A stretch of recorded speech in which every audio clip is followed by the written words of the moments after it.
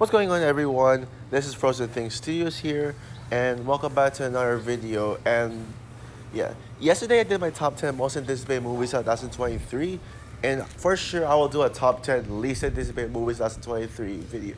But for this video, I want to talk about something in the entertainment industry that I actually think is starting to become better than movies. We're talking about TV shows here. Last year we had some of the greatest TV shows of all time, and last year got me into watching more TV shows than ever. So yeah, definitely. I'm gonna continue to watch more TV shows this year, and although there's not a lot of shows that I know about, like not enough to make a top 10. So these are the shows that I actually know that are coming out this year, and I'm definitely highly anticipating them. Uh, I have no idea which shows this year I'm actually not excited for. Like, like I'm not sure. I'll have to think about that. I'm sure there'll be some shows that I'm not excited for, but these are the shows that I'm most anticipating for. Here are my top five most anticipated movies of 2023. But before we get into it, I do have three honorable mentions. Gen 5, which is a spin-off to The Boys.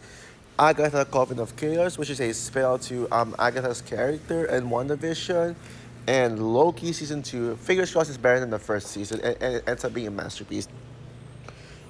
Coming number 5 is Ashoka, the Star Wars spin-off that fans have been waiting for.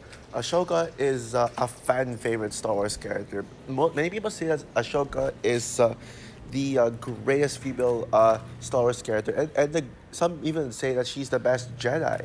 I totally see why. I mean, she's definitely my top three favorite Jedi. I would say Obi-Wan Kenobi is still my favorite Star Wars character. Um, and we also do, and also as for Ashoka, well, I would say she's definitely one of them, but I still would personally place Kira, Jyn Erso, and Padme over Ashoka. But Ashoka is 1,000,000% the best female Jedi. Yeah, sorry, Rey. Um, I mean, although I do think I could have been more hyped for it if this was animated.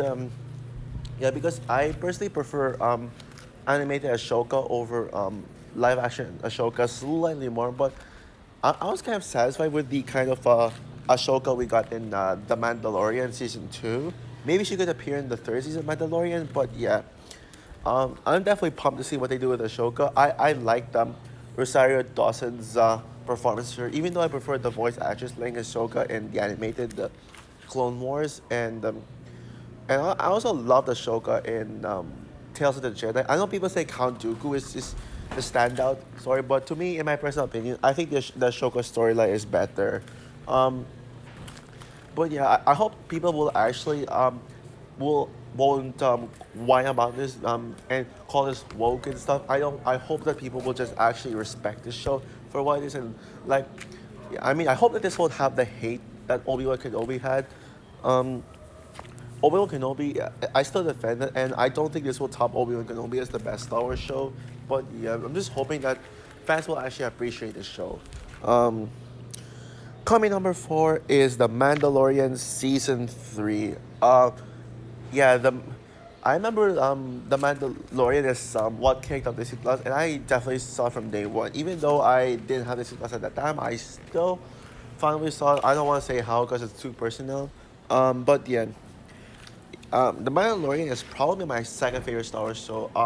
It was my favorite Star Wars show for the longest time, but Obi-Wan Kenobi dethroned it. Maybe someday The Mandalorian could actually take its throne back as the best Star Wars show, but I'll have to see. I have to rewatch Obi-Wan Kenobi and Mandalorian back to back. I'll definitely rewatch Obi-Wan Kenobi and the first two seasons of The Mandalorian leading up to this season. But I would say this could be the best Star Wars, the best season of Mandalorian yet. I mean, the trailer that they put out looks absolutely epic. Yeah, it's gonna be more action packed. It's gonna be more and it's gonna kick a lot more ass, and we're even getting and we're even getting like more Mandalorians. Like we're getting a lot of bounty hunters. Like so, there's like so many of them that it looks like they're gonna be raising the stakes even higher than ever, and also we're definitely gonna see Grogu again. Season two finale in The Mandalorian. It felt like a finale. And I still think it's one of the greatest finales ever. Well, it was until, maybe besides the Stranger Things and Cobra Kai finales, this Mandalorian season two is up there as one of the greatest TV show finales of all time. I could do a top like five of favorite TV shows finale list in the future, but yeah, I mean, Mandalorian season two is right up there. So, but season three, now I'm kind of worried about how they're gonna continue it. This is the reason why I put this a little lower in the list, but nonetheless, yeah, nonetheless, Mandalorian season three definitely deserves a spot in my top five list because it's a Mandalorian. I don't think you can doubt the Mandalorian. Although I do hope they actually find a good reason to have Mando and Grogu reunite, and I hope this erases the disgraceful Book of Boba Fett. Oh yeah, I'm gonna rant at Book of Boba Fett leading up to this one, Eh, and I think that show might also deserve a rewatch as well. Coming number three is Secret Invasion. Before I get on with this talk about this show, I just wanna say that talk about this one of the upcoming MCU projects, Echo. Now I could have like put Echo at number four and Mando season five at number season three at number five. The reason why Echo is not in here and not even honorable mentions is because I think it's gonna get delayed to 2024. Um, could Echo be my most anticipated show 2024? Well, yes, it is one of my most anticipated MCU shows, but well, if unless the Stranger Things season five comes out next year, then yes, kind of. But anyway, um, Secret Invasion is easily my most anticipated MCU show, and possibly my most anticipated MCU Phase Five project. Well, it's either this or Thunderbolts. But yeah, Secret Invasion. For the longest time, this was my most anticipated show. But there are two other shows that I think dethroned it recently. Um, but what I'm happy to see about Secret Invasion is the fact that we're actually getting a espionage thriller. People have been complaining that the MCU is just all comedy, and while I do kind of defend the comedy in the MCU, I'm happy to see something serious come out of the MCU. This is gonna give people Winter Soldier vibes. This is like going back to Winter Soldier rules like Captain America Winter Soldier, which is highly considered to be the most serious and grand MCU projects. And I also love that there are no superheroes. Well, despite War Machine appearing, but I'm gonna guess War Machine's only gonna appear in like one or two scenes. I love that they're actually setting around like the agents of the MCU, which hasn't been done since Agents of Shield, and we don't know if it's even canon the MCU.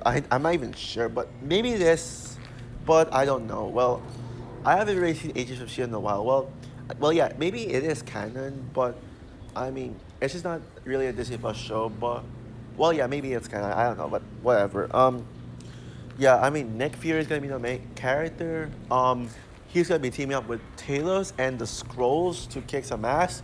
Um, I also love Maria Hill in it. She's gonna kick glove ass as well.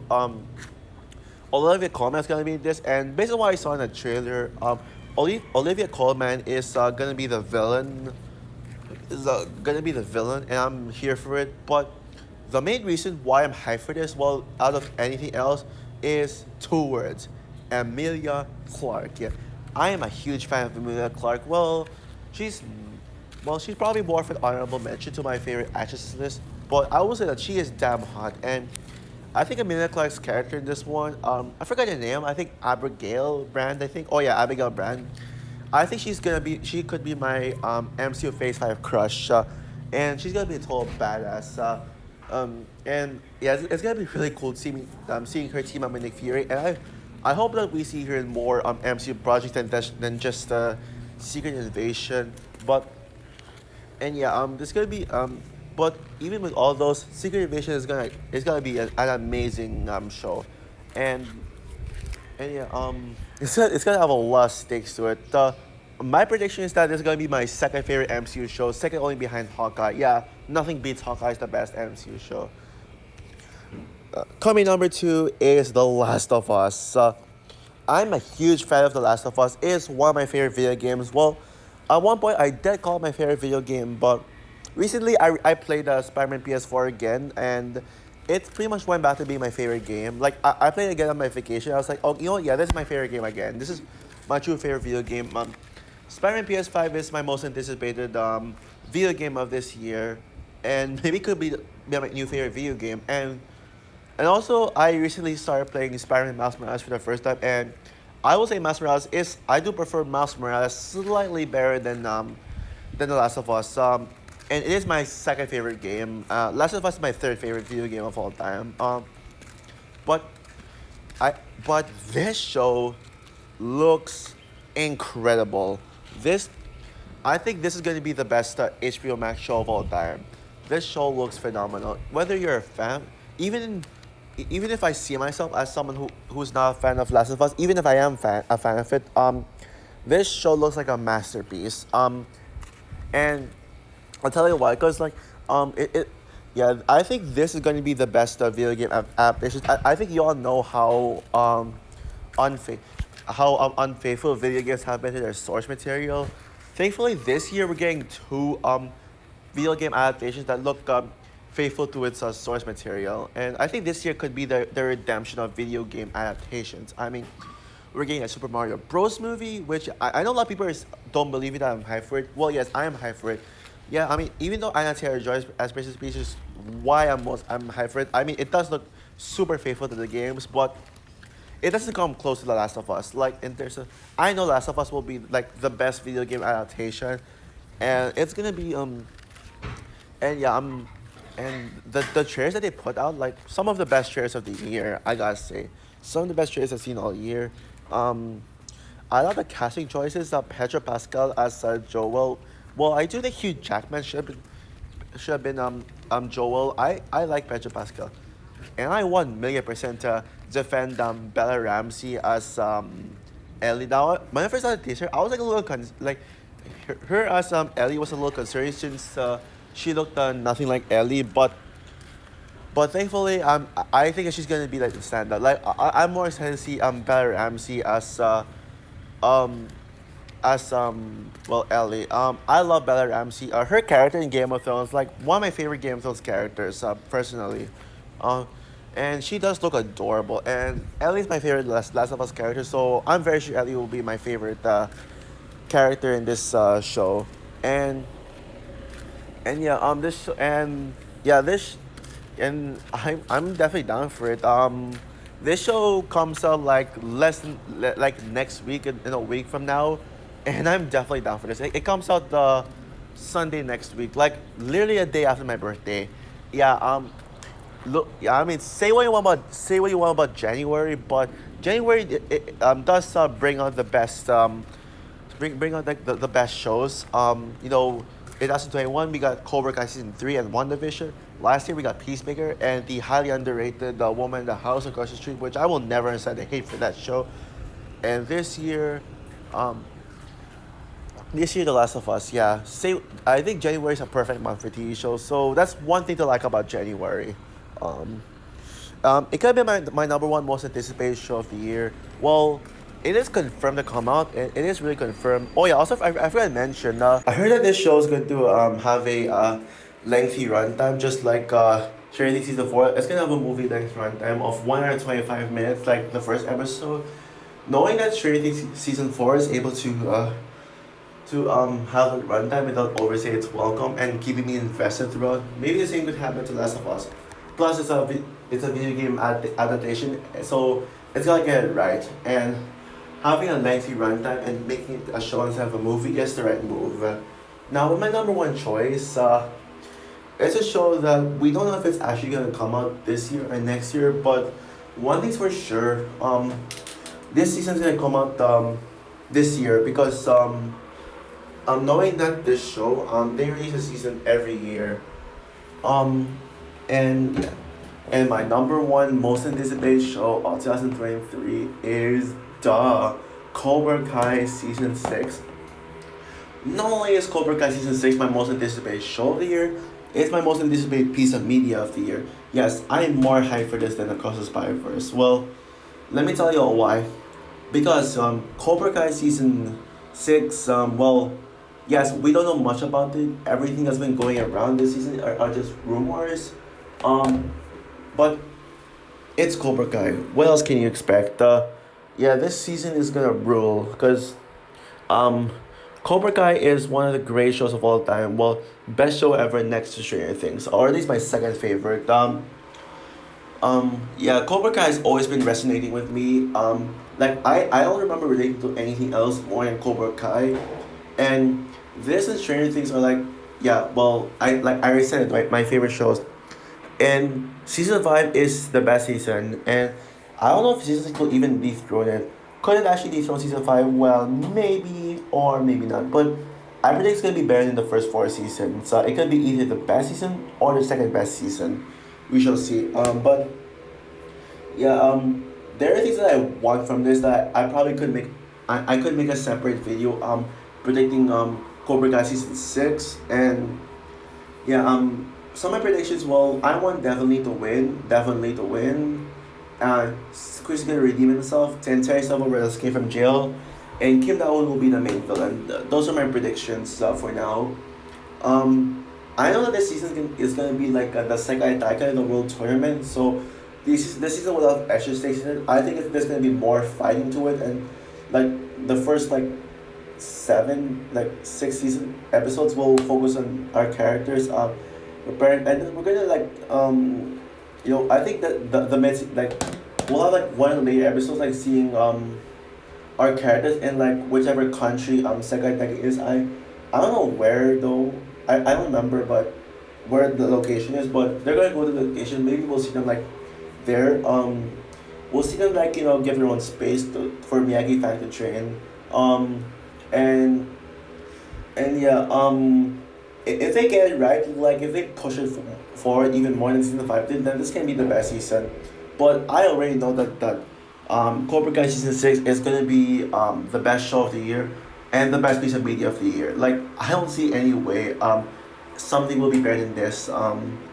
So yeah, Cobra Kai season six is my number one most anticipated show of 2023. So also for my top 10, that's all for my top 5 most anticipated shows of 2023. What are your most anticipated shows of 2023? Do you agree with me that it's Cobra Kai season 6, or is it something else? Comment down below, like, subscribe, hit the notification bell, and stay tuned for my top 10 least anticipated movies of 2023. Bye guys.